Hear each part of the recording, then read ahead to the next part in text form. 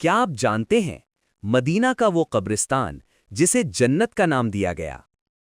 یہ ہے جنت البقیع، جہاں عام لوگ نہیں بلکہ وہ ہستیاں آرام فرما ہیں جن سے اللہ راضی ہوا۔ یہیں پر حضرت عثمان ابن عفان، اہل بیت کے افراد اور ہزاروں صحابہ مدفون ہیں۔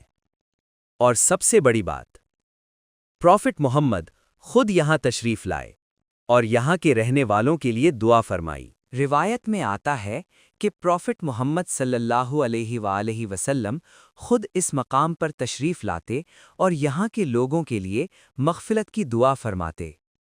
سوچو، جن کے لیے نبی صلی اللہ علیہ وآلہ وسلم دعا کریں ان کا انجام کیا ہوگا؟ اس لیے اسے جنت البقیع کہتے ہیں، کیونکہ یہاں سے اٹھنے والے انشاءاللہ جنت کی طرف جائیں گے۔